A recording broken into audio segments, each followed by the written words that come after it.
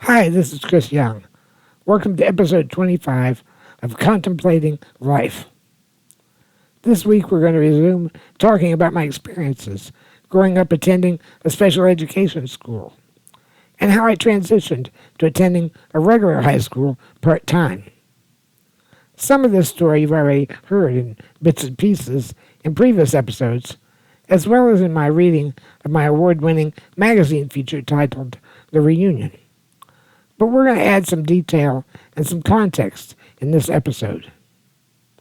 For many kids, the transition from junior high to high school is a difficult one. In 8th grade, you're the upperclassman of the junior high. In high school, as a freshman, you're bottom of the pecking order. In a very small school, like James E. Roberts School for the Handicapped, that's not such a big issue. These are kids you've been going to school with for perhaps 9 years, since kindergarten. You already know the sophomores and juniors because they were in junior high in 7th and 8th when you were in 6th. It's not like you're moving to a different building and mixing with a bunch of kids you'd never known. There were somewhere between 25 kids in the entire high school program at Roberts. During my freshman year, I was assigned to Mrs. Harriet Bartlett's homeroom. There was a row of wheelchair desks along the back wall, facing the wall. I'd sit at that desk whenever I wasn't in class. There was always a class going on at the front of the room around a large table.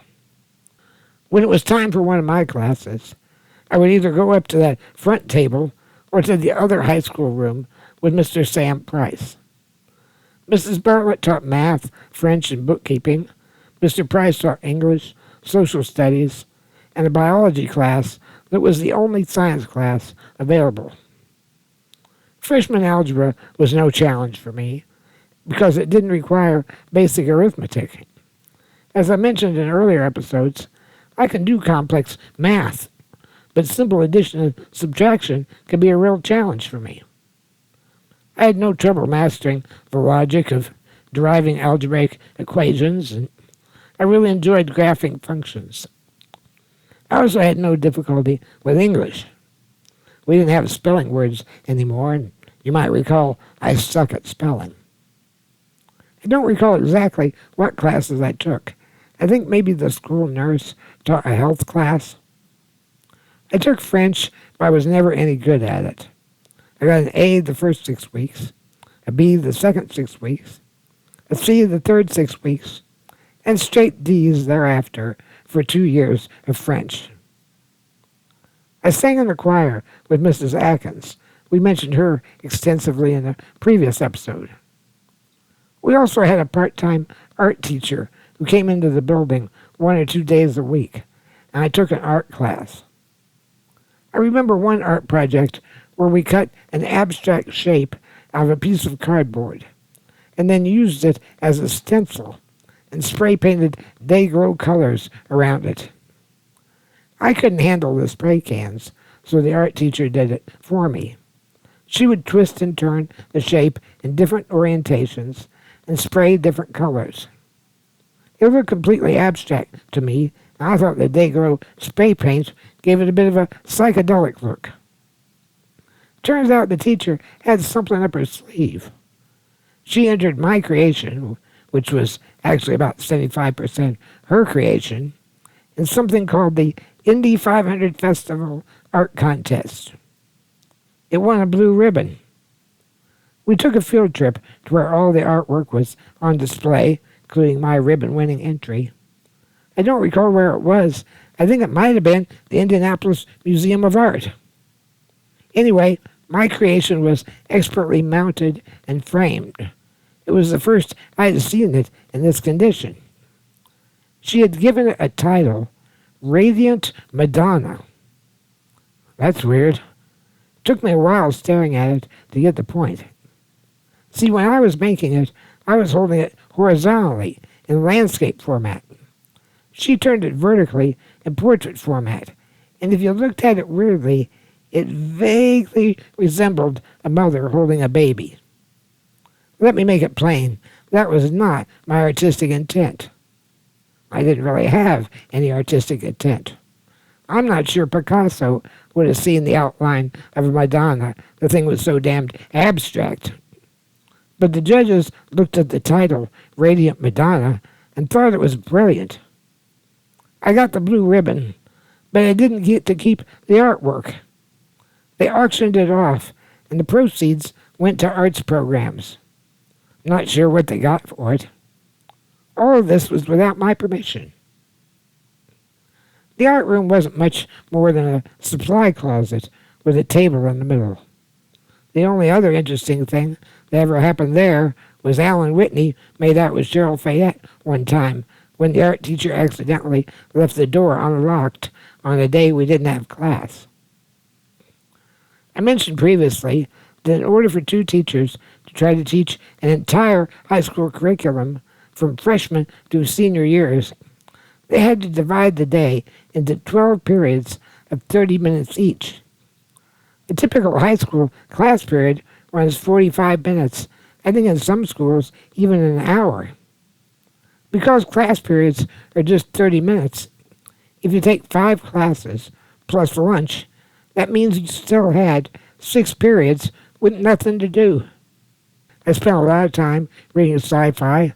I even attempted to write my own sci-fi story. It had no plot, no outline, no characters established, no idea where it was going. Somehow I thought you just wrote books the same way you read them. You just started out and the ideas would come to you in the right order. Now, there might be some people that can do that, but it didn't work out for me.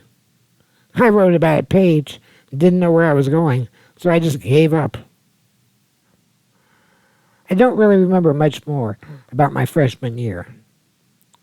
When my sophomore schedule came out, all of my classes were before lunch.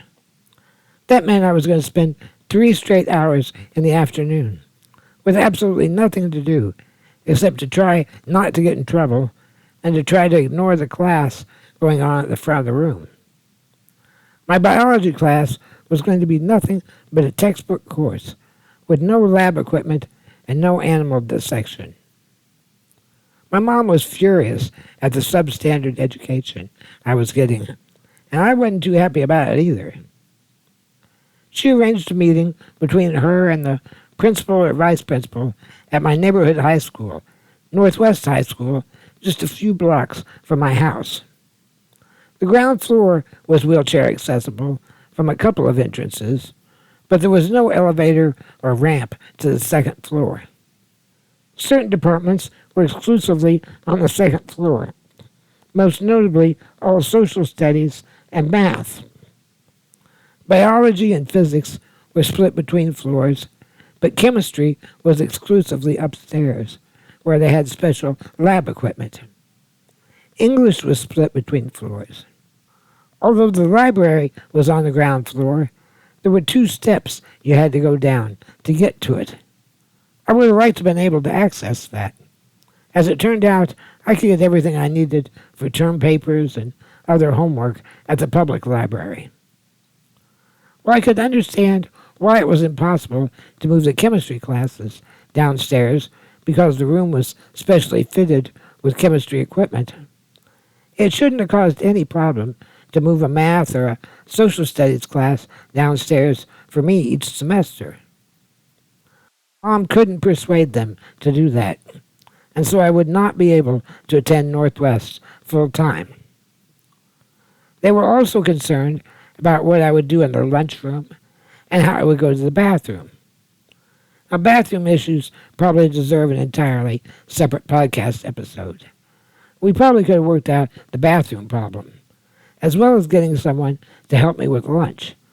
In those days, I was able to feed myself. I would have just needed someone to carry a tray for me.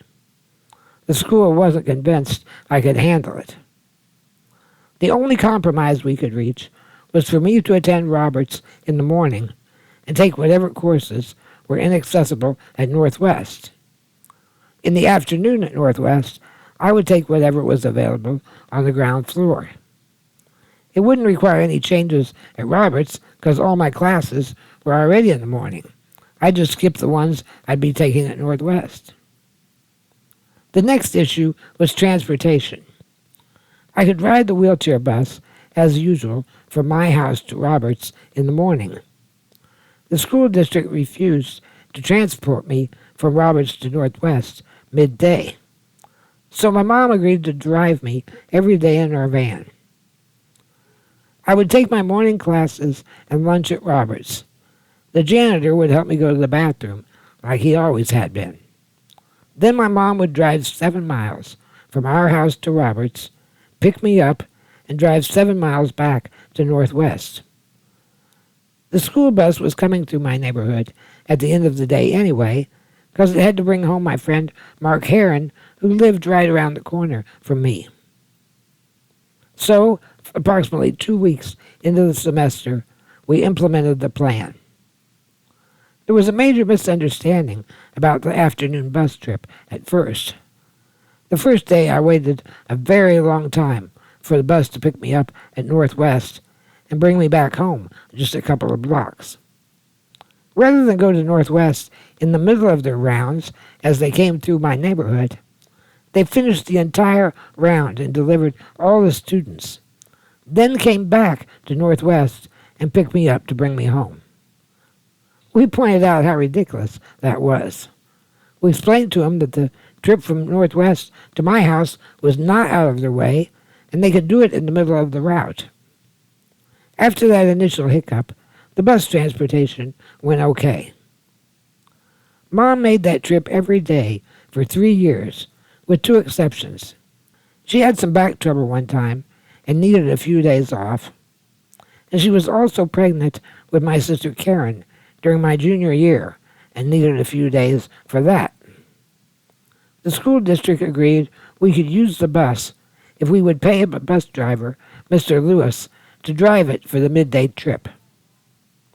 I took French, geometry and trigonometry, and choir in the morning at Roberts, and then took biology with a biology lab, followed by English at Northwest. There were some timing issues to work out. I would arrive at Northwest about halfway through the period before my first class. I had to be somewhere, not just roaming the halls, so they had me sit in the science department office. Biology class had what they called swing periods. There were 2 biology classes that occupied 3 periods of the schedule. One class met 5th and 6th periods. My class met 6th and 7th periods. That middle period alternated between lab and study hall. The study hall they used was upstairs, so on the alternate days when my class didn't have a lab, I'd go back to the science department office and study there. They always had a volunteer student in the office throughout the day to answer the phone and take messages and help out any of the science teachers who needed help setting up experiments or maybe cleaning out the storerooms. The first semester, there was a guy named Jim something. We got to be friends, but not really close. For my second semester, and many semesters thereafter, the other student in the science office was Dennis Adams, and we became really good buddies. I'll talk much more about him in later episodes. I had no difficulty adapting to regular, non-special ed classes. In fact, I did so well in biology the first semester that they transferred me to AP biology for the second semester. That was a mistake on my part. I tried so hard to impress everyone that I excelled too much. AP biology was really hard, and I was lucky to get a B for the semester. After that, I was careful to dial it back a little bit so I wouldn't get any AP placement again. Back to the scheduling issues. Once we had the bus running on a decent route, I still had about 20 minutes after my last period before the bus would arrive. Either Dennis or one of my other classmates or a teacher would help me get my coat on. During the nice weather, I would wait outside. When it was cold, I would just sit inside the door of the science wing and I could see the bus pull up in front of the school. By the time they got parked and got the wheelchair lift unfolded, I was out there waiting. There were some after-school activities, such as chess club and AV club, that met after school. I tried hanging out with them for the 15 or 20 minutes while I was waiting on the bus. Sometimes I'd lose track of time, and the bus would be out there waiting on me. There wasn't anything I could do in AV club, but I was just fascinated by videotape machines, and I wanted to see how they worked. Of course, this was in the days before the home VCR was invented. I think I only went there a couple of times. Also, there really wasn't much time to play chess either, so I didn't try that very often. One of the major reasons disabled kids were isolated at Roberts was that they thought we would be safer there. As I already illustrated in one of my early episodes, disabled kids could be just as nasty to one another and tease one another about their disability as anybody else would. At Northwest, I never had anybody even come close to making fun of me or saying anything cringeworthy. One time I was going down the hall and heard a couple of black guys talking. One of them said, "Hey, get a load of Ironsides over there." He was referring to the TV show Ironside, which was the fictional story of Chief Detective Robert Ironside, played by Raymond Burr. The backstory was he'd been shot in the line of duty and became a paraplegic, but he continued to serve the police department in a wheelchair. He was assisted by a young black man who drove him around in a wheelchair van. The show ran for 195 episodes from 1967 to 1975. It was quite popular. Anyway, when the guy called me Ironsides with an S, I thought it was pretty cool. Of course, the name Ironside was sort of a joke because the TV character's wheelchair and mine had metal sides. Anyway, I stopped and turned to him. I said, "Hey, you can call me that if you want." He turned to his buddies laughing.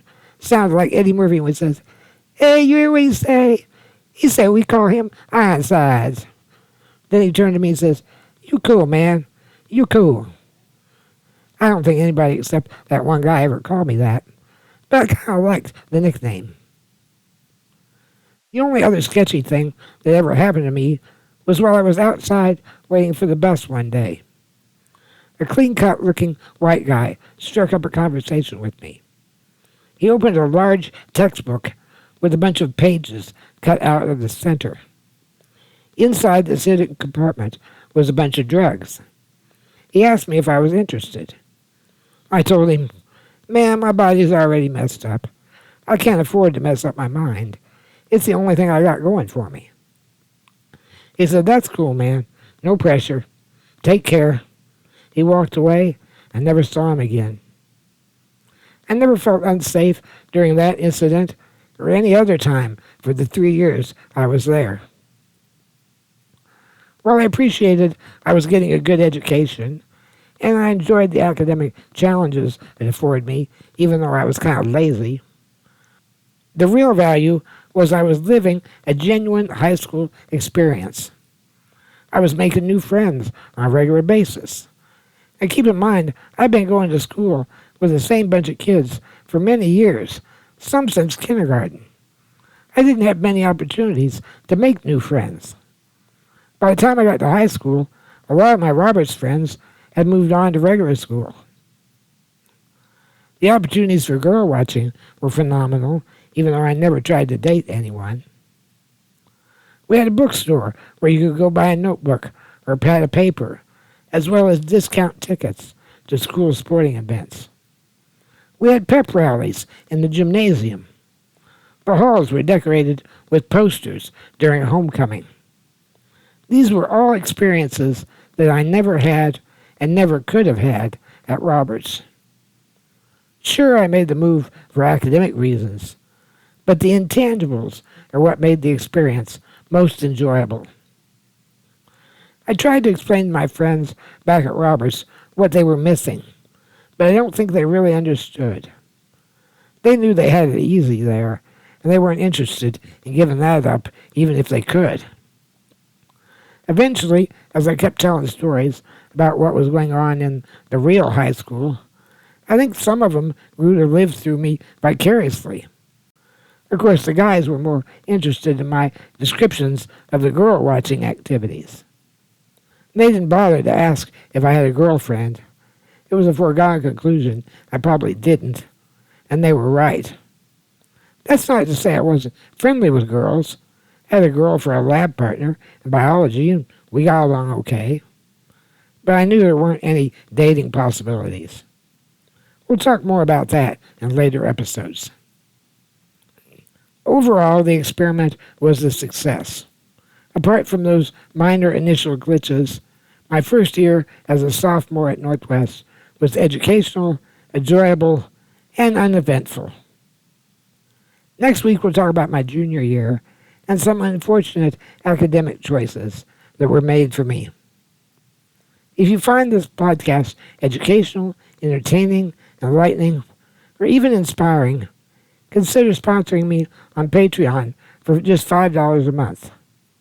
You'll get early access to the podcast and any other benefits I might come up with down the road. I don't really do this for the money, even though I'm pretty tight on money right now. $5 a month isn't going to solve my problems. It's just the idea that you care enough to support what I'm doing is what means the most to me. And that's why I'm so grateful to my Patreon supporters. It's not so much the money, it's their approval of what I'm doing. Even if you can't provide financial support, I'm begging you, please post the links and share this podcast on social media so I can grow my audience. I was recently sharing this podcast with one of my home health aides. We listened to it while she was getting me dressed and into my wheelchair. I noticed that at the end of the podcast, I asked for comments or feedback. I think I put that in because I was expressing some somewhat controversial positions. Even when I'm not up on my soapbox, I still welcome any comments, questions, or feedback you have about the podcast. Is there something you'd like to know more about? Always feel free to ask me anything. I'll see you next week as we continue contemplating life. Until then, fly safe, everyone.